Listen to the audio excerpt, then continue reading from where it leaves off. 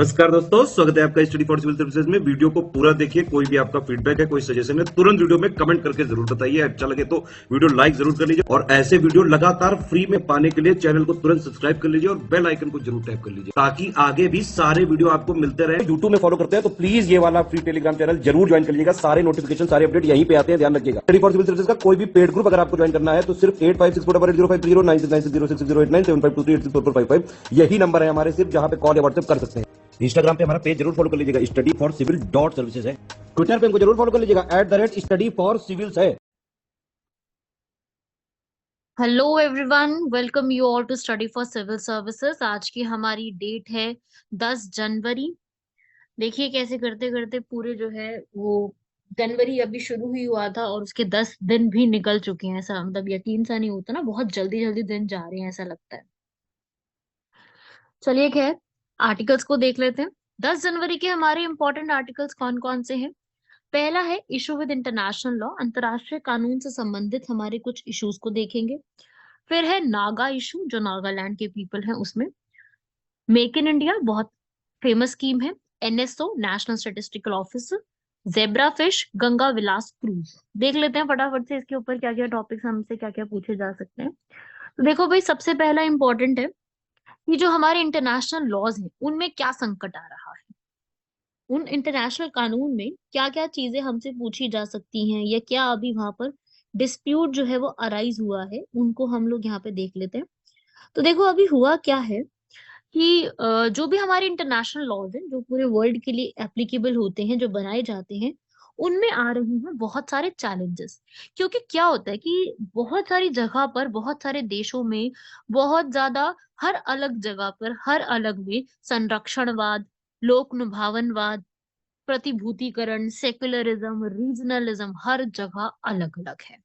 अगर मैं सबसे पहला बात करूं, प्रतिभूतिकरण, सेक्यूरिटाइजेशन, इसमें क्या होता है, इसमें क्या आता है, सिक्योरिटी, है ना। क्या है इसके अंदर, सबसे बड़ा इशू क्या होता है, सिक्योरिटी का। यूक्रेन के ऊपर जो है रशिया का हमला हो गया, तो उससे क्या हुआ कि सिक्योरिटी का जो सुरक्षा का मामला है ना, वो बहुत ज्यादा एक रूल नहीं बन पाता है कि उस पे क्या करना चाहिए। डिफरेंट डिफरेंट रूल्स होते हैं, डिफरेंट डिफरेंट उसके ऊपर बातें होती हैं। तो सुरक्षा के नाम पर असाधारण साधनों का उपयोग करने में मदद मिलती है। तो जैसे ही सार्वभौमिक जो मूल्य है हमारे, जैसे कि लोकतंत्र, मानवाधिकार और अंतर्राष्ट्रीय न्यायालय, इन सब से क्या होता है कि यहाँ पे जो है वो एक सहमति भी रहती है कि हम लोग एक चीज के ऊपर मान जाएंगे। लेकिन क्या है कि आज के समय में हम बहुद्रव्य दुनिया में प्रवेश कर रहे हैं, जहां पर जो हमारे अंतरराष्ट्रीय कानून है उनका एक जगह से उपयोग नहीं हो पा रहा है। हर जगह डिफरेंट डिफरेंट चीजें आ रही है। क्योंकि क्या होता है ना कि चाइना जो है, अब जैसे चाइना बात करूं मैं, तो चाइना क्या है, चाइना निरंकुश है। चाइना की जो पॉलिसी है वो कैसी है, निरंकुश पॉलिसीज है।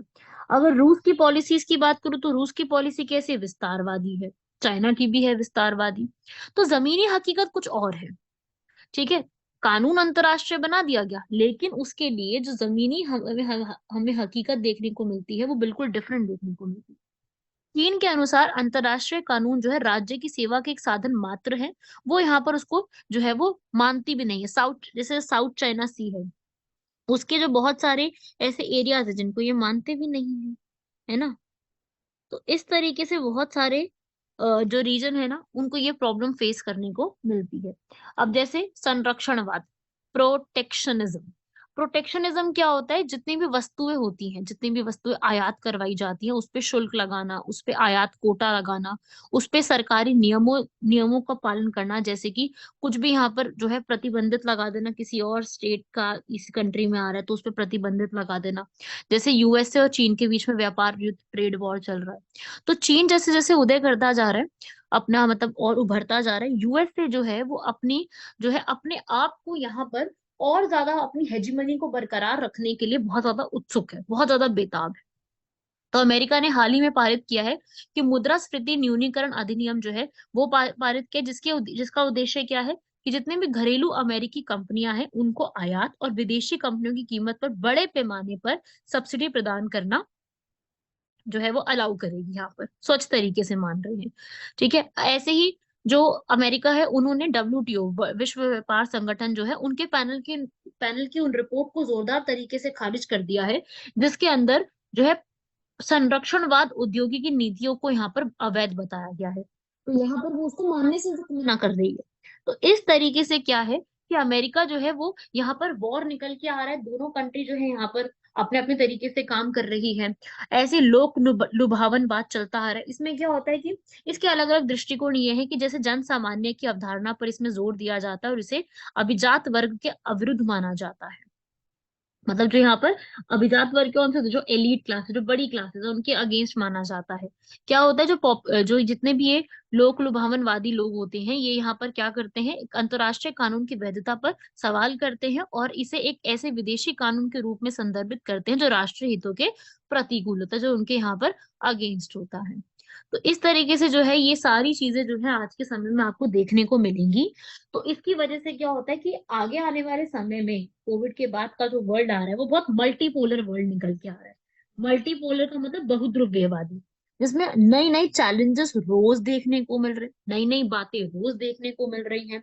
और यहाँ पर हर कंट्री का अपना यहाँ पे नया रूल आ रहा है और वो इंटरनेशनल रूल्स को मानने से मना कर रहे हैं। तो उनकी क्या है ना, उनकी कोर वैल्यू यहाँ पे डिग्रेड होती जा रही है। अब आगे टाइम ही इस चीज को बताएगा कि आगे आने वाले समय में जो भी हमारे मूल्य हैं उनकी क्या रिस्पेक्ट रह जाती है, या उनसे जुड़े क्या चीजों में प्रॉब्लम आती है या क्या ठीक रहता है, वो आगे आने वाले समय में ही सारी चीजें बताएंगी। अभी तो कोई भी समय इस चीज को नहीं बता सकता है। आगे आने वाले समय ही इस चीज को और ज्यादा बेटर रूप में एक्सप्लेन कर सकता है। तो हर कंट्री का अपना हेजिमनी होना, हर कंट्री की अपनी यहाँ पर सोच होना, हर कंट्री के अपने तौर तरीकों को होना, इसके तहत जो है ना इंटरनेशनल कानूनों के ऊपर एक रूप नहीं बन पाता है। ठीक है ना। सो ये एक इम्पोर्टेंट इशू है जो आपको पता होना चाहिए। बाकी इससे देखो प्रीलिम्स में तो कोई क्वेश्चन बनेगा नहीं, तो इसको तो आप वैसे नॉर्मल सिर्फ पढ़ के छोड़ सकती हो। नेक्स्ट है हमारा नागा इशू। नागा इशू का यहाँ पर मतलब है कि जो नागालैंड है उनके पीपल का एक इशू है। अभी रिसेंटली मोदी गवर्नमेंट ने यहाँ पर ये बोला है कि नॉर्थ ईस्ट के अंदर हम बिल्कुल जो है पीस बना के रखेंगे। अमित शाह का ऐसा कहा है। ठीक है, मोदी सरकार ने जो है यहाँ पर पूर्वोत्तर जो उत्तर पूर्वी इलाका है वहां पर पीस बनाने की पूरी पूरी कोशिश करी है। तो ये नागालैंड जो है हमारा पूरा, ये नागालैंड एक्चुअली में यहाँ पे नागा पीपल रहते हैं, राइट। नागालैंड हमेशा से किसका पार्ट रहा है, असम का। लेकिन असम ने क्या पास करा था, ऑफिशियल लैंग्वेज एक्ट 1960, जिसमें असम ने असमीज लैंग्वेज को कंपलसरी कर दिया था नागा पीपल पर भी। तो अब अगर मान लीजिए असमीज लैंग्वेज नागालैंड के लोगों पर एक तरीके से थोप दी जाती, तो उनकी अपनी खुद की आइडेंटिटी तो खत्म हो जाती ना। उनकी खुद की जो आइडेंटिटी है, उनकी उनको अपनी लैंग्वेज भूल करके सारी एसएमईज लैंग्वेज पढ़नी पड़ती, और एसएमईज लैंग्वेज पढ़ने का मतलब है उनको अपनी खुद की लैंग्वेज भूल जाओ और सारे पेपर्स भी उसमें होंगे, गवर्नमेंट एग्जाम के लिए कंपलसरी हो जाएगी वो लैंग्वेज। तो इन सब के तहत क्या चीज हो रही है, जो अपने नागालैंड के पीपल है ना उनकी अपनी सारी चीजें खत्म होती जा रही है, और उससे क्या हो रहा है, एसएमईज लैंग्वेज प्रमोट हो जाती। तो नागालैंड अलग हो गया। नागालैंड जो है, नागा पीपल वहां से इस चीज को माने नहीं, और 1963 में नागालैंड यहाँ पर डेवलप हो गया। तो ये मैंने थोड़ा सा हिस्ट्री बताया नागालैंड, क्योंकि नागालैंड क्रिएट कैसे हुआ है। अब अगर मैं आगे बात करूं, तो देखो भाई, हमारे यहाँ की जो पॉपुलेशन है वो हर जगह पे अलग अलग बनी है, मणिपुर, असम, अरुणाचल में, जिसमें सबसे ज्यादा जो है वो नागालैंड में काफी पॉपुलेशन रहती है। तो नागा एक पर्टिकुलर ट्राइब नहीं है, ये बहुत सारे ग्रुप ऑफ ट्राइब्स हैं जो कि इंडिया, म्यांमार और नागालैंड के बॉर्डर पर यहाँ पर आपको देखने को मिलेंगे, उन्हें नागा पीपल कहते हैं। अगर हम नागा फेडरेशन के साथ बात करें तो आर्टिकल 371A में इनके बारे में स्पेशल रेफरेंस भी दिया हुआ है, राइट, पढ़ा है ना आपने। आर्टिकल 371 पढ़ा है ना। 370 जम्मू कश्मीर के लिए था, 371 जो है वो महाराष्ट्र के लिए, गुजरात के लिए, फिर 371A नागालैंड के लिए। ऐसे ही आर्टिकल 371F कई बार पूछा गया है, वो है सिक्किम के लिए। ये क्वेश्चन कई बार रिपीट हो चुका है। तो ऐसे करके ये सब दिए हुए हैं। तो आर्टिकल 371A में नागालैंड के लिए स्पेशल क्या है, उसमें ये बोला गया है कि जब भी जो संसद होगी, संसद के जो भी एक्ट होंगे वो पूरे देश में लागू होते हैं, बिल्कुल ठीक बात है, पूरे देश में लागू होते हैं, लेकिन वो नागालैंड पर तब तक लागू नहीं होंगे जब तक कि वहां की जो विधानसभा है उसे मंजूरी नहीं दे देगी। ठीक है। तो नागा की जो धार्मिक सामाजिक प्रथा है, नागा के जितने भी कानून प्रक्रिया है, उनके आपराधिक न्याय प्रशासन है, जो भी है वो सब कुछ उनके अधिकार में आता है। तो अगर संसद ने कोई अधिकार पास कर दिया तो वो नागालैंड की पहले विधानसभा में जाएगा, वहां पास होगा, तब जाके उसको आगे पास किया जाएगा। और नागालैंड के राज्यपाल के पास उस राज्य में कानून और व्यवस्था की विशेष विशेष जिम्मेदारी होगी, जब तक कि शत्रुतापूर्ण नागाओं द्वारा आंतरिक अशांति जारी रहे। ठीक है, तब तक यहाँ पे कौन देखेगा? पूरा राज्यपाल को जिम्मेदारी दे दी गई। और इसी के तहत यहाँ पर अनुच्छेद 371A में ही नागालैंड की विधानसभा को स्थायी स्थिति प्रदान की गई है, क्योंकि संसद द्वारा कोई भी कानून जो है नागालैंड राज्य पर तब तक लागू नहीं होगा जब तक विधानसभा उसको पारित नहीं कर देती। इसका मतलब यहाँ पे विधानसभा के पास ज्यादा पावर दे दी गई है। तो विधानसभा यहाँ पर जो है वो बहुत ज्यादा पॉपुलर है, तो वो एक अपना रूल बनाएगी और उस रूल के बाद जो है यहाँ पर उसको फॉलो अप किया जाएगा। समझ गए बात को? और अगर हम बात करें कि नागालैंड में तो इंसर्जेंसी होती है, उग्रवाद है, इसकी यहाँ पर क्यों है, देखो मैं थोड़ा सा इसके बारे में आपको बता दूं। इसकी थोड़ी सी हिस्ट्री आपको पढ़नी है। ब्रिटिश सरकार ने आसाम को 1826 में अपने पास एनेक्स कर लिया था। एनेक्स का मतलब अपने अंडर कंट्रोल में कर लिया था। और 1881 में नागा हिल्स जो है वो भी ब्रिटिश इंडिया का पार्ट बन गई थी। पहली बार नागा रेसिस्टेंस जो है, जो नागा का प्रतिरोध यहाँ पे शुरू हुआ है, पहली बार वो कब देखने को मिला? 1918 में नागा क्लब बना। और जिन्होंने साइमन कमीशन जो आई थी उनको ये बोला था कि हमें हमारे हाल पे छोड़ दो, हम अपने खुद ही यहाँ पर जो है सारे फैसलों को निर्धारित करने के काबिल हैं, तो हमें अपने फैसले सारे खुद ही यहाँ पर लेने दिए जाए। ठीक है, ये ऐसा उनका कहना। फिर इसके बाद 1946 में आती है नागा नेशनल काउंसिल, जो कि अंगामी जापू फिजो के अंडर आती है, जो ये कहता है कि नागालैंड जो है वो एक इंडिपेंडेंट स्टेट है, जो कि अगस्त 14 1947 में बना दी गई थी। ठीक है, नागा नेशनल काउंसिल वो अपने आप को बोलते हैं कि हम यहाँ पर संप्रभु नागा राज्य हैं। और 1951 में जनमत संग्रह भी उन्होंने बोला था, जिसमें 99% रेफरेंडम जिसे हम कहते हैं, जनमत संग्रह मतलब रेफरेंडम, जिसमें क्या होता है कि वो यहाँ पर डिसाइड करते हैं कि नागालैंड जो है वो स्वतंत्र राज्य के रूप में गठन किया जाएगा। तो यहाँ पर मार्च 22 1952 में फिजो ने नागा संघ सरकार और नागा संघीय सेना का गठन भी किया। भारत सरकार ने इसको उग्रवाद माना। भारत सरकार ने ये देखा कि ये तो एक उग्रवादी या जो है उसको एक उस चीज को पहचान यहाँ पे दे रहा है, तो भारत सरकार ने यहाँ पर जो है इनको दमन करने, इनको खत्म करने के उद्देश्य से वहां पे क्षेत्र में सेना भी भेजी। और 1958 में हमारी जो सशस्त्र बल है यहाँ पर, उसके विदेश अधिकार का नियम भी यहाँ पर पारित किया गया। और फिर 1975 में नागा जो है, नागा नेशनल काउंसिल को यहाँ पर एक शिलोंग का समझौता करवाया गया, जिसके तहत यहाँ पर जो है नागा की काउंसिल और नागा संघ की सरकार दोनों ने अपने हथियार छोड़ दिए और यहाँ पर भारत में ही जो है प्रॉपरली मतलब अपनी हार मानने को वो तैयार हो गए। वो मानने को तैयार हो गए कि अब हम यहाँ पर जो है वो हम मानने को ये तैयार है कि हम लोग इंडिया का ही प्रॉपर एक इंटीग्रल पार्ट है। फिर यहाँ पर जो है थेंग लुआंग मोइबा के नेतृत्व में 140 सदस्य जो उस समय चीन में थे, उनके एक समूह ने शिलोंग समझौते को स्वीकार करने से मना कर दिया। और क्या हुआ? 1980 में national socialist council of Nagaland का गठन कर दिया उन लोगों ने मिल करके। ठीक है, एक उग्रवादी को फैलाने के चक्कर में। तो फिर 1988 में क्या होता है? National socialist council of Nagaland create की जाती है, जिसके तहत जो है मतलब बाद में आगे चल के यही जो काउंसिल है ये दो पार्ट में डिवाइड हो जाती है, एनएससीएन और एनएससीएन के, जिनके बीच में आपस में प्रॉब्लम होनी शुरू हो जाती है। फिर फिजो की भी डेथ हो जाती है। और फिर जो है यहाँ पर एनएससीएन एम जो है इस क्षेत्र में सभी उग्रवाद की जड़ को अब माना भी जाता है। मतलब सबसे इंपॉर्टेंट जो है वो यहाँ पर अब यही वाली पार्टी है। इनकी डिमांड क्या है? ऐसा क्या है इनको जो अलग से चाहिए? यहाँ पर ये कहते हैं भाई कि नागालैंड और असम, अरुणाचल और मणिपुर के कई जिलों के साथ साथ म्यांमार के बड़े भूभाग को जो है वो हमें यहाँ पर शामिल करो और हमें एक ग्रेटर नागालिंगम बना के दो। हमें एक सेपरेट करके ग्रेटर नागालिंगम के नाम से हमें एक सेपरेट यहाँ पर अलग से अपनी कंट्री चाहिए। ये इसकी पहली तो डिमांड करते हैं। और इस डिमांड में ये लोग यहाँ पर यही कह रहे हैं कि हमें एक सेपरेट अलग बना के दो, जिसके मैप में वो कहते हैं कि करीब करीब जो है इतना वर्ग किलोमीटर क्षेत्रफल रहेगा। और अभी अगर हम बात करें तो नागालैंड का इतना सा क्षेत्रफल है। तो आप देख लो कितनी ज्यादा डिमांड है, अनरीजनेबल है। तो गवर्नमेंट और यहाँ पर जो ये वाली अभी जो ये बनी हुई है पार्टी, ये यहाँ पर जो है कह रहे हैं कि अभी इस बारे में नई बात हुई है कि इनके लिए एक सेपरेट फ्लैग रहेगा, इनके लिए सेपरेट एक कॉन्स्टिट्यूशन रहेगा। अभी इसके ऊपर तो फाइनल डिसीजन नहीं आया है। इनके बीच में शांति वार्ता भी हुई है। 1975 में शिलोंग में एक शांति समझौता हुआ था, जिसमें नागा राष्ट्रीय परिषद के नेतृत्व में हथियार छोड़ने पर यहाँ पर दोनों मान गए थे। मैंने बताया भी था अभी कि ये जो है इसके ऊपर अपमान डिसाइड कर लिया था कि हाँ हम लोग यहाँ पर जो है वो अलग बेसिकली यहाँ पर मतलब समझौता एक शांति समझौता के लिए तैयार हुए थे, पीस टॉक्स जिसको हम कहते हैं।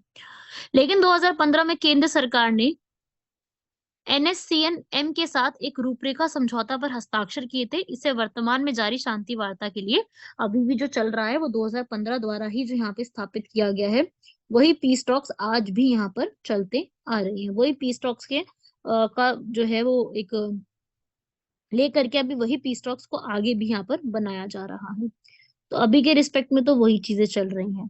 तो ये है नागालैंड का पूरा इशू, जो थोड़ा सा आपको पता होना चाहिए कि ये नागालैंड का इशू बेसिकली है क्या चीज। नेक्स्ट आता है हमारा यहाँ पर थर्ड हमारा आर्टिकल है। थर्ड आर्टिकल हमारा है मेक इन इंडिया। अब क्या है मेक इन इंडिया कॉन्सेप्ट? बहुत पुराना चलता आ रहा है, आप लोग जानते हैं इसको। आत्मनिर्भर Bharat, make in India, indigenous products को प्रमोट करना, ये चीजें जो हो रही हैं इसी के तहत ये पूरा आर्टिकल बनाया गया है। ये क्या कहता है कि जो मेक इन इंडिया है हमारा, ये मेक इन इंडिया को हमें बूस्ट करना है, हमें और ज्यादा इसको प्रोत्साहित करना है। तो 2021 वर्ष में प्रधानमंत्री मोदी जी ने कोविड-19 महामारी की वजह से आर्थिक कठिनाई आई थी, तो उसके लिए क्या स्टार्ट किया था? आत्मनिर्भर भारत का आंदोलन यहाँ पे स्टार्ट किया था। उसके इन्होंने क्या बोला था कि जो है लोकल के लिए वोकल होना पड़ेगा। अपनी आवाज जो है आपको लोकल प्रोडक्ट्स के लिए उठानी पड़ेगी। लोकल के लिए वोकल, वोकल का मतलब आपको आवाज उठानी पड़ेगी। इस पूरे जो स्लोगन है इसमें क्या क्या बातें आती हैं? इसमें आता है कि भाई आपको घरेलू कंपनी और अपनी विदेशी कंपनी दोनों वस्तुओं के स्थानीय विनिर्माण को प्रमोशन करना। आप इसमें क्या है मेक इन इंडिया को बढ़ावा दे रहे हो। आप अपने ही देश के अंदर जो मैन्युफैक्चरिंग डिपार्टमेंट है उसको प्रमोट करो। मैन्युफैक्चरिंग जो हमारा डिपार्टमेंट है ये सेकंड सेक्टर आता है, जिसको हम सेकेंडरी सेक्टर भी कहते हैं, जहाँ पे मैन्युफैक्चरिंग की जाती है। तो इसमें यही बोला गया है। और अगर हम यहाँ पर पूरे मैन्युफैक्चरिंग सेक्टर को बढ़ावा देते हैं, अगर हम उसको अधिकतम प्रोत्साहित करते हैं और भारत को हम ये कोशिश करते हैं कि हम किसी भी प्रकार से आत्मनिर्भर बना सके, तो भारत में वस्तुओं का जो निर्माण है पूरी तरीके से बढ़ाया जाएगा, एम्प्लॉयमेंट भी जनरेट होगी। तो हमें निर्मित वस्तुओं की मांग बढ़ानी है। मैन्युफैक्चर्ड प्रोडक्ट्स इंडिया में ही पूरे बनेंगे, तो उसके लिए हमें बहुत ज्यादा यहाँ पर जो है हमें सामान खरीदने वाले लोग नहीं, हमें बनाने के लिए भी यहाँ पर लोगों को इकट्ठा करना होगा। ठीक है। तो इसके लिए क्या करा है सरकार ने सबसे बड़ी बात जो है यहाँ पर यही बोली है कि जो भी आप प्रोडक्ट्स खरीदे वो हमारे भारतीय वस्तुओं को खरीदे। भारत में राष्ट्रवाद की भावना को उत्पन्न किया, और मैं कहूंगी कि ये काफी हद तक हुई भी है। ठीक है। ऐसा बिल्कुल भी नहीं है कि ये चीज नहीं प्रमोट हुई है, ये चीज प्रमोट भी बहुत ज्यादा अमाउंट में हुई है। ठीक है। कि हमें जो है किसी तरीके से जो है बेसिकली राष्ट्रवाद की भावनाओं को और ज्यादा प्रमोट करना है। तो अगर हमें घरेलू उद्योग की रक्षा करके बढ़ानी है, तो हमें क्षेत्र में यहाँ पर जो है आर्थिक साझेदारी से हटने के निर्णय लिया है, और साथ ही उन्हें देश के अनुकूल बनाना होगा यहाँ पर, है ना। हमें अपने देश के अनुकूल चीजों को यहाँ पर सेटअप करना होगा। और साथ ही साथ भारत में जो घरेलू विनिर्माण का प्रोत्साहन करने के लिए सोलर पैनल जैसी चीजें भी लगाई गई है, आपने पढ़ा होगा। सेफगार्ड ड्यूटी लगाने का निर्णय लिया है उसके ऊपर। हाल ही में यहाँ पर एक सरकारी अधिसूचना जारी करी है कि जिसके अनुसार केंद्रीय सशस्त्र पुलिस बलों की सभी कैंटीन केवल स्वदेशी उत्पाद ही बेच सकेंगी। तो इस पूरे पॉइंट से क्या प्रमोट हो रहा है? Make in India. जो भी हमारे कैंपेन्स है, जो भी हमारी चीजें, वो मेक इन इंडिया के कॉन्सेप्ट से प्रमोट हो रही है। तो ये सारी की सारी चीजें आपके मेक इन इंडिया के कॉन्सेप्ट को प्रमोट कर रही है। यहाँ पे हम प्रमोट कर रहे हैं कि हमें खुद को यहाँ पर बनाना है। अब इससे फायदा क्या? इससे यहाँ पर फायदा ये होगा कि पहली बात तो हमारा जो फोकस है, हमारी जो विदेशी कंपनियां यहाँ पर आती हैं वो सिर्फ हमारी पॉपुलेशन देखती हैं, यहाँ पे ज्यादा पॉपुलेशन है, सामान ज्यादा बिकेगा। लेकिन ये है कि वो अपना यहाँ पर भारत में उत्पादन भी करना शुरू करेंगी, ज्यादा प्रोत्साहन मिलेगा ना उनको, क्योंकि उनको पता है कि भारत एक मैन्युफैक्चरिंग हब बन चुका है। और ऐसे ब्रांड जो अभी तक विश्व स्तरीय बन चुके हैं, शुरुआत में स्थानीय ही तो थे वो भी, धीरे धीरे उनका ग्राहक सहायता बढ़ने लगा। इसलिए भारतीय ब्रांडों की खरीद और प्रचार उन्हें भविष्य में वैश्विक ब्रांड बनाने में बहुत ज्यादा हेल्प करने वाली है। और उसके लिए आपको क्या करना पड़ेगा? उसके लिए आपको ऐसे ब्रांड यहाँ पे तैयार करने, मैन्युफैक्चरिंग खुद से करनी होगी। स्थानीय आपूर्ति में वृद्धि करनी है तो भारत में जो निर्यात है उसमें वृद्धि करनी होगी, है ना। एक्सपोर्ट यहाँ पर करना होगा। देखो यार, अगर हम इंपोर्ट जो है अपना आयात कम रखें और हमारा एक्सपोर्ट जो है वो ज्यादा हो, आपकी सैलरी जो है वो ज्यादा है और आपके खर्चे कम है, तो ऑब्वियस सी बात है आपकी सेविंग्स बहुत अच्छी होंगी। आपकी सैलरी बहुत बढ़िया अच्छी खासी है और आपके खर्चे कम है, तो अच्छी बात है ना, आपकी सेविंग्स अच्छी हो जाएंगी। तो वही यही चीज, ठीक है, हमें इंडिया में इंपोर्ट कम एक्सपोर्ट ज्यादा करना है ताकि हमारा जो है वो जीडीपी इंक्रीज हो, हमारी और ज्यादा प्रोडक्शन इंक्रीज हो यहाँ पर, और हमारी इकोनॉमी है वो आत्मनिर्भर बन सके। ठीक है, तो ये पूरा जो कॉन्सेप्ट है ना, ये इकोनॉमी को आत्मनिर्भर बनाने के लिए किया गया है। तो क्या है भाई, अगर ऐसा होगा तो भारत के आत्मनिर्भर में जो है वो और मार्ग और अच्छा होगा, और चीन से भारत में आयात की कमी प्राप्त की जा सकती है। क्योंकि अभी क्या चलता है, चाइना के साथ हमारा जो ट्रेड है ना, उसमें ये हो रहा है कि उनके साथ ट्रेड तो हम करते हैं लेकिन हम डेफिसिट में जाते हैं, क्योंकि हम उनसे मंगवाते ज्यादा है, बेचते कम है ना। तो विभिन्न ब्रांड की जो वस्तु है उनका उत्पादन भी अधिक करो, उपभोक्ताओं का भी यहाँ पर चयन करो। हमें देखो कि हमारे किस किस की मांग हमें बढ़ानी है। जो भी हमारे चीन जैसे देश है उनके द्वारा वस्तुओं की डंपिंग में कमी करो, व्यापार घाटे में सुधार लेके आओ। अभी व्यापार घाटे में चल रहे हैं उनके साथ। ठीक है, और घरेलू निवेश को बढ़ाओ, एफडीआई को बढ़ाओ, जिसके कारण हम रोजगार के अवसरों में और वृद्धि कर सके, प्रति व्यक्ति आय को बढ़ा सके, वस्तुओं की मांग को यहाँ पर बढ़ा सके। तो ये सारी चीजें हमें इम्प्रूव करनी होंगी। प्लस साथ ही साथ और इनके संबंधी कुछ चुनौतियां भी, ऐसा तो है नहीं कि प्रॉपर एक पूरा कॉन्सेप्ट आ गया और निकल के हो गया। इसके लिए हमारे पास बहुत सारी चुनौतियां भी हैं। चुनौतियां क्या है भाई हमारे पास, चुनौतियों को भी देख लेते हैं। सबसे पहली चुनौती हमारी क्या है, इसके अंदर मेक इन इंडिया का कॉन्सेप्ट है। मेक इन इंडिया जो है वो 2014 में लॉन्च हुआ था, लेकिन ये अभी सक्सेसफुल इसलिए ज्यादा नहीं हो रहा क्योंकि यहाँ पर बहुत ज्यादा हर्डल्स हैं। अगर कोई भी चीज अनसक्सेसफुल है, दैट मीन्स उसमें कुछ ना कुछ हर्डल्स हैं ना अभी। तो हर्डल्स को यहाँ पर ठीक करना होगा। क्या हर्डल्स है, जैसे कि लैंड एक्विजिशन, यहाँ पे जो है भूमि अधिग्रहण में बहुत ज्यादा बाधाएं आती हैं। ठीक है, पर्यावरण मंजूरी में अनावश्यक विलंब होता है, श्रम कानून इतने जटिल बना दिए गए हैं। प्लस हमें यहाँ पर ये सारी चीजें ना जो है सफलता नहीं मिली है। सिर्फ स्लोगन लॉन्च करने से चीजें नहीं बढ़ेंगी, यहाँ पर सुधारात्मक जो है ना वो संरचनात्मक सुधार चाहिए। तो स्लोगन लॉन्च करके बोलने से नहीं होगा। ठीक है, मैं कोई क्रिटिसाइज नहीं कर रही, कुछ नहीं, मैं सिर्फ एक कॉन्सेप्ट समझा रही हूँ आपको। ठीक है, यहाँ पर आपको जो है विदेशी जो यहाँ पर इन्वेस्टमेंट है उसको बढ़ाने में और भी स्टेप्स लेने पड़ेंगे।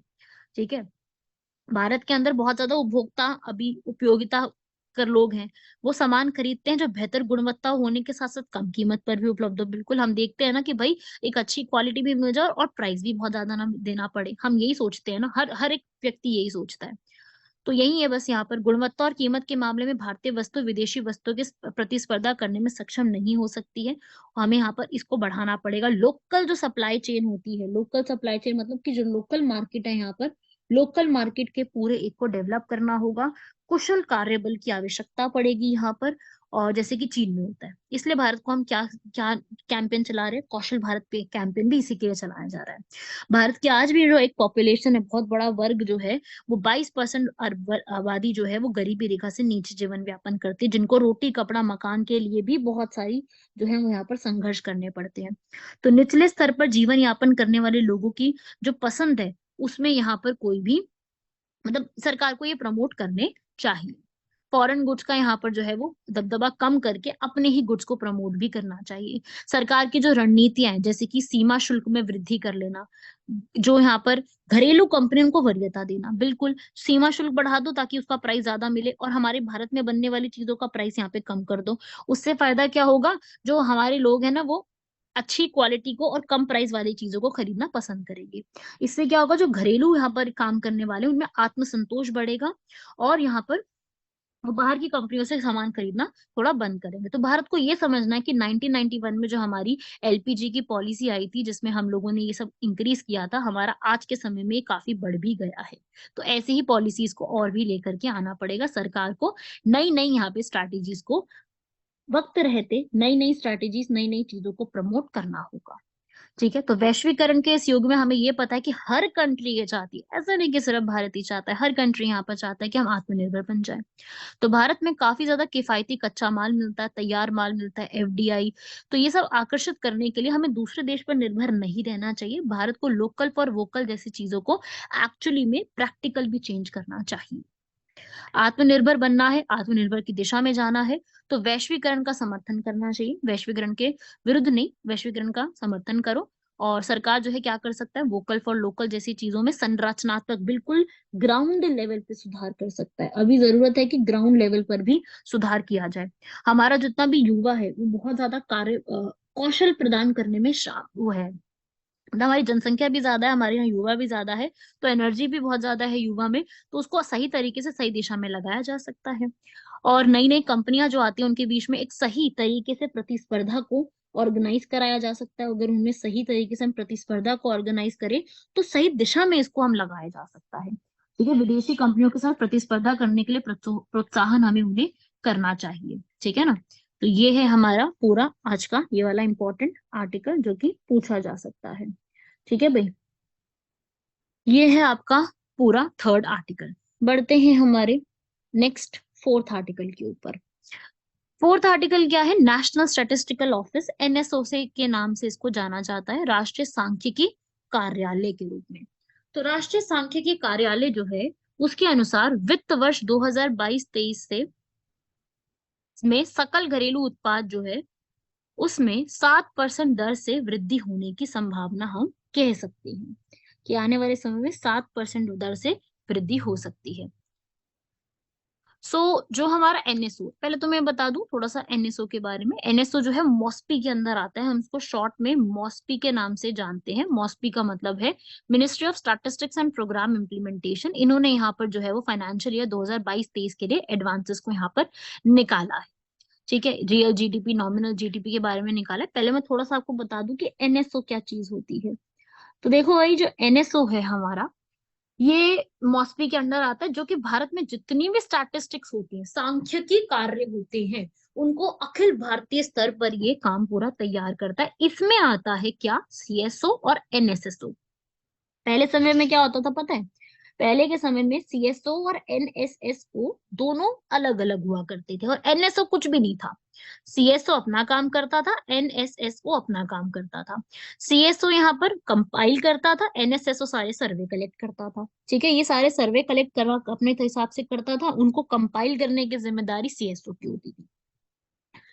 पर फिर क्या हुआ, दोनों को कंबाइन करके एनएसओ ऑफिस बना दिया गया। ठीक है, ये सारा आप काम करती है, ये पूरा स्टैटिस्टिक्स की फील्ड में जितना भी भारत का सारा डेटा इकट्ठा करना है, स्टैटिस्टिक्स का हो गया, सारी डेफिनेशंस, यहाँ पे सारा डेटा कलेक्शन, डेटा को पूरा चेक करना, उसको गणना करना, उसके खाते तैयार करना, राष्ट्रीय उत्पाद की यहाँ पे तैयारी करना, पूंजी निर्माण देखना, बजट स्टॉक, हर एक चीज जो है वो कौन यहाँ पे तैयार करता है, ये एनएसओ का काम है। ठीक है, साथ ही साथ एनएसओ हर महीने आईआईपी को भी निकालती है। आईआईपी क्या है, इंडेक्स ऑफ इंडस्ट्रियल प्रोडक्शन, हर महीने निकालती है। हर महीने हर कंट्री, सॉरी, यहाँ पर जो हमारी कोर इंडस्ट्रीज है, हमारी कोर इंडस्ट्रीज का कितनी, हमारी कोर इंडस्ट्रीज हैं, हमारे भारत में 8 कोर इंडस्ट्रीज हैं। मैं आपको यहाँ पे नाम लिखवा देती हूँ मैं।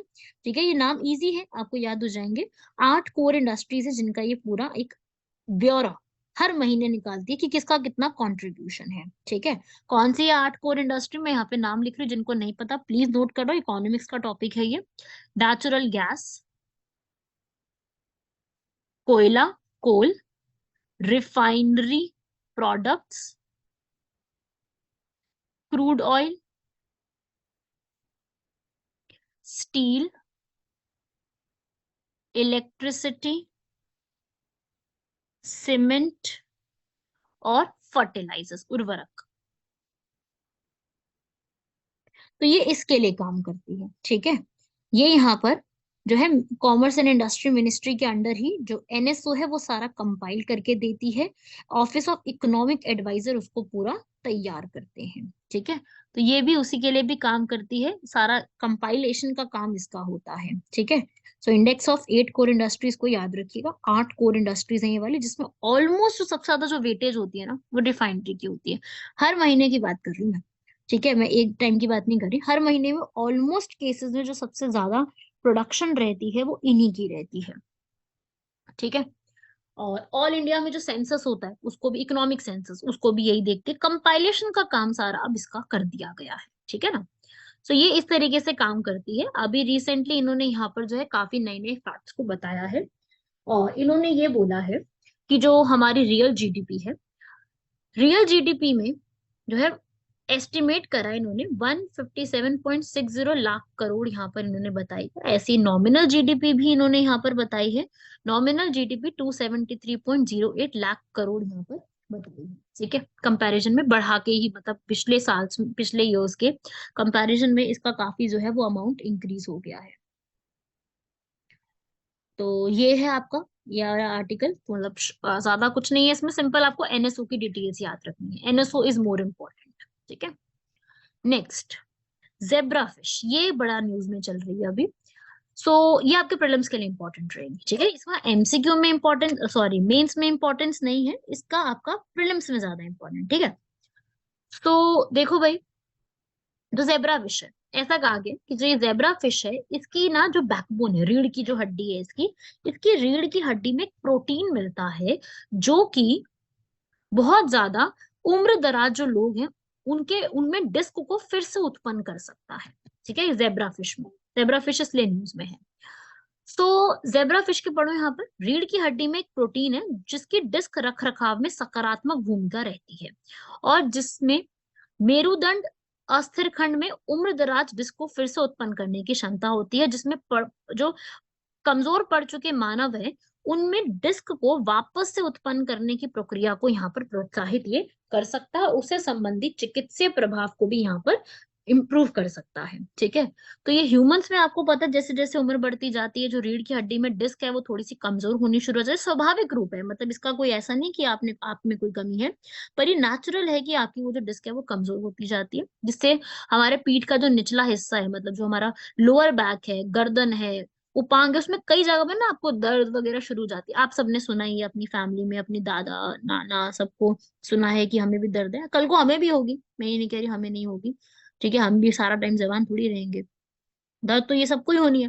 तो ये इस टाइप की चीज होती है। तो अभी क्या है ना कि अभी तक का हम जो देखें इसका ट्रीटमेंट क्या होता है, कि अगर आपको ऐसा कुछ हो तो फिजियोथेरेपी करा लो, है ना, ऐसे कहते हैं ना, अगर आपको पेन वगैरह, जैसे मेरे भी एक समय में लोअर बैक में बहुत पेन रहता था।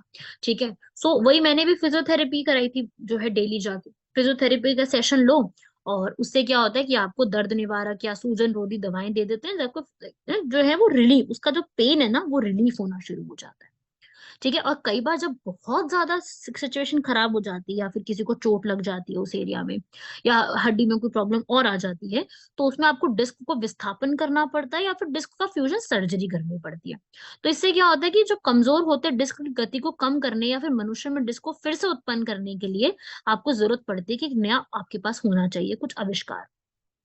तो कमजोर होती डिस्क की गति को या फिर उसमें ठीक करने के लिए यहाँ पर आपको आज के समय में कोई भी चिकित्सा जो है वो साइंटिफिकली हमारे पास उपलब्ध है नहीं आज के समय में। तो एक स्टडी यहाँ पर आई है जो कि एक अगरकर इंस्टीट्यूट है पुणे में, जो कि साइंस एंड टेक्नोलॉजी डिपार्टमेंट का ही एक इंस्टीट्यूट है। उन्होंने बोला है कि एक प्रोटीन है जिसका नाम है, नाम पढ़ लीजिएगा, cellular communication network factor 2A, जो कि अपने आप को जितने भी एज रोग होते हैं उसमें उसको एक रीजनरेट कर सकता है। ठीक है, तो यहाँ पर ये एक फिश इसका काम कर सकती है, जेब्रा फिश, जिसकी आप पिक्चर देख लो यहाँ पर। तो ये जेब्रा फिश होती है यहाँ पर, ये जेब्रा फिश जो है वो आपको फ्रेश वाटर में मिलेगी। ठीक है, ट्रॉपिकल सब ट्रॉपिकल उष्णकटिबंधीय इलाकों में आपको मिलेगी ये। और ये फिश जो है वो साउथ एशिया में जो इंडो गैंगेटिक प्लेन्स है, गंगा का जो पूरा एरिया है, वहां पर वो सबसे ज्यादा मिलेगी। और ये पूरी फिश जो है आपको मैक्सिमम जो है वो पैडी फील्ड्स में भी मिल जाएगी, जहाँ पे धान की खेती होती है, इवन जो है स्थिर जो जल की धारा है वहां पे भी मिल जाएगी। ठीक है, इसका ध्यान इस पर क्यों गया है ध्यान, क्योंकि ये जो पूरी एक फिश है, ये हमारा ब्रेन, हमारा हार्ट, हमारी आंखें, रीढ़ की हड्डी, सबको यहाँ पर पुनर्जनन करने की क्षमता रख सकती है, इसलिए वैज्ञानिकों का यहाँ पर बहुत ज्यादा ध्यान। क्यों, क्योंकि इसका जो पूरा स्ट्रक्चर है 70% ह्यूमन बींग जैसा है, इसकी संरचना ह्यूमन बींग से मैच करती है। तो उस रिस्पेक्ट में हम क्या कह सकते हैं कि ये जो है पूरी इसका लीस्ट कंसर्न है, ये बहुत ज्यादा अमाउंट पे भी मिलती है, तो इसलिए ये काफी ज्यादा न्यूज में बनी है। समझ में आ गया ना सबको पूरा आर्टिकल, बेसिक ऑब्जेक्टिव जो मेरा आर्टिकल का समझाने का था। ठीक है, चलिए लास्ट आर्टिकल की तरफ बढ़ते हैं। गंगा विलास क्रूज, वर्ल्ड की सबसे लंबी रिवर क्रूज, दुनिया का सबसे लंबा रिवर क्रूज गंगा विलास भारत में यहाँ पर बनाया जा रहा है। बनाया जा चुका है ऑलरेडी। वर्ल्ड का सबसे बड़ा रिवर का क्रूज यहाँ पे बनाया गया है। और अब एक नई युग की शुरुआत हो सकती है। ये बहुत बड़ा डिस्टेंस भी यहाँ पर कवर करेगी। 3,200 किलोमीटर से अधिक की ये दूरी तय करेगी। 5 राज्यों और बांग्लादेश, गंगा रिवर फ्लो करती है ना पूरे इसी में, तो सबको कवर अप करेगी। और ये जो पूरी है, इस सेवा के लॉन्च होने के साथ साथ रिवर क्रूज की विशाल जो है पूरा यहाँ पर इसका इस्तेमाल टूरिज्म को प्रमोट करने के लिए किया जा सकता है। ये 51 डेज का क्रूज है जिसमें आप 50 टूरिस्ट स्पॉट्स को विजिट करोगे, जिसमें बहुत सारी आपको वर्ल्ड हेरिटेज साइट्स, आपको नेशनल पार्क्स बहुत सारे, और रिवर घाट, बिहार, पटना, झारखंड में साहिबगंज, कोलकाता, बांग्लादेश का ढाका, असम में गुवाहाटी, इन सब जगह पर 51 डेज की क्रूज की पूरी एक योजना तैयार की गई, पैकेजेस बनाए गए हैं। हर एक की अपनी मर्जी है वो किस पैकेज में यहाँ पे जाना चाहता है। ये जो जहाज होगा पूरा, इसमें जो है वो अलग अलग सिद्धांतों का फॉलो किया था, क्योंकि ये हम क्या कर रहे हैं, अगर हम ये प्रमोट भी कर रहे हैं टूरिज्म को, तो प्रदूषण मुक्त प्रणाली और शोर नियंत्रण तकनीकों को यहाँ पर इस्तेमाल किया है। ऐसा नहीं है कि ये कोई प्रमोट कर रही है पॉल्यूशन को या फिर शोर को, नहीं, ऐसा कुछ नहीं है।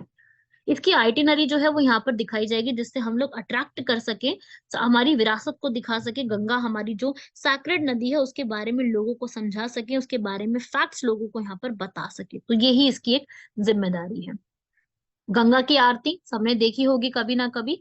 गंगा की आरती से लेकर के सारनाथ, बुद्धिज्म, तांत्रिक क्राफ्ट, मजूली, मजूली पता है ना सबको, सबसे बड़ा रिवर एंड आइलैंड है ब्रह्मपुत्र रिवर असम के अंदर, सबको कवर अप करेगा ये।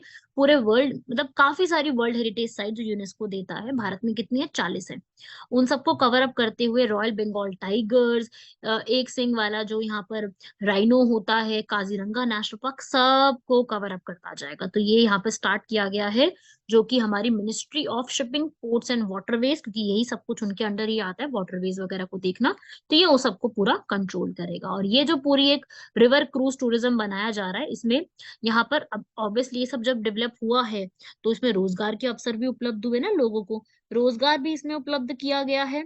साथ ही साथ इसमें जो है यहाँ पर नए नए पर्यटन सर्किट भी बनाए गए हैं, ताकि लोग यहाँ पर और टूरिज्म को डेवलप कर सकें। और यहाँ पर जो एंटरप्रेन्योर्स हैं उनको भी ये चीज अट्रैक्ट करेगी ना, कि यहाँ पर कुछ ना कुछ नई नई इनोवेशन को यहाँ पर किया जा सकता है। और आज के टाइम पे मतलब ये पूरा जो वर्ल्ड का मार्केट है ये काफी ज्यादा इंक्रीज हुआ है, और ऐसा है संभावना कि आगे आने वाले समय में ये पूरा जो मार्केट है वो 37% तक इंक्रीज भी होगा। ठीक है, यूरोप जो है इसका वो काफी हद तक इसका हिस्से को बढ़ा रहा है। भारत में कोलकाता वाराणसी के बीच 8 नदी क्रूज जहाजों का संचालन होता है, जो कि ब्रह्मपुत्र नेशनल वाटरवे नंबर 2 पर है, राष्ट्रीय जलमार्ग नंबर 2। ठीक है भाई, तो ये था हमारा पूरा आर्टिकल इंपॉर्टेंट, जिसमें आपको ये पता होना चाहिए। नेक्स्ट हमारे लास्ट क्वेश्चंस की तरफ आते हैं। क्वेश्चन है हमारा, purple fest, recently purple fest कहाँ इनॉग्रेट किया गया है, गोवा में, है ना। गोवा में पर्पल फेस्ट है, गोवा की स्टेट कमीशन इसको लेके आती है, किन लोगों के लिए, जो लोग दिव्यांग हैं। इसकी मेजबानी दिव्यांग लोगों के लिए राष्ट्र गोवा के राज्य आयोग और गोवा के समाज कल्याण मनोरंजन सोसाइटी द्वारा किया जाता है। बिल्कुल ठीक लिखा, पर्पल फेस्ट याद रखिएगा गोवा है, लेकिन पर्पल रेवोल्यूशन, पर्पल फेस्ट तो गोवा है लेकिन पर्पल रेवोल्यूशन गोवा नहीं है। पर्पल रेवोल्यूशन किसके लिए है, लैवेंडर की प्रोडक्शन के लिए, जो जम्मू कश्मीर में ऑलरेडी चल रहा है। ठीक है, लास्ट क्वेश्चन है, अफ्रीकन स्वाइन फीवर, ये भी न्यूज में था इसलिए, जो कि पिग्स में, जो सुअर होते हैं जंगली और घरेलू दोनों, सुअरों में ये चीज जो है वो देखने को मिलती है। तो ये जो है पूरा मैं उसी के बारे में बता रही हूँ आपको। और ये जो है पूरा यहाँ पर इसके अंदर जो है बुखार का कारण बनती है, सुअरों के अंदर ये काफी ज्यादा इसका जो है पिग्स में बुखार इस वजह से आता है। और इसको यहाँ पर अभी तक इसके अगेंस्ट एक ही वैक्सीन बनाई है, जो कि सीरम इंस्टीट्यूट ऑफ इंडिया ने बनाई है। मैंने आपको बताया था थोड़े दिन पहले, सीरम इंस्टीट्यूट ऑफ इंडिया ने सर्वावैक के लिए भी वैक्सीन बनवाई है, बताया था ना, सर्वावैक के लिए। तो ये सारी वैक्सीन बनाई गई है। ये मानव स्वास्थ्य के लिए हानिकारक है अगर ऐसा कभी होता है, ये जो है आगे चल के मानव स्वास्थ्य के लिए भी और कृषि अर्थव्यवस्था दोनों के लिए ये हानिकारक साबित हो सकता है। तो इसमें इनकरेक्ट पूछ रहा है, तो आंसर हो जाएगा नन ऑफ दी अबव। ठीक है, तो ज्यादा बड़ी तो वीडियो नहीं बनाई है मैंने, नॉर्मल वीडियो रखी है। और ज्यादातर इसमें जो क्वेश्चंस है वो आपके लिए, जो फैक्ट्स पूछे गए हैं वो फैक्ट्स आपके लिए सारे प्रीलिम्स के लिए ज्यादा इंपॉर्टेंट है। ठीक है, तो इसको प्रीलिम्स के रिस्पेक्ट में जरूर लिख लीजिएगा, इनको कवर अप कर लीजिएगा। मैं पूरा पूरा एक्सप्लेन कर ही रही हूँ, साथ साथ अपना इसको कंप्लीट कर लीजिएगा। राइट, चलिए, कंप्लीट है यहाँ तक। मिलते हैं आप लोगों से नेक्स्ट क्लास में। धन्यवाद, शुक्रिया, जय हिंद।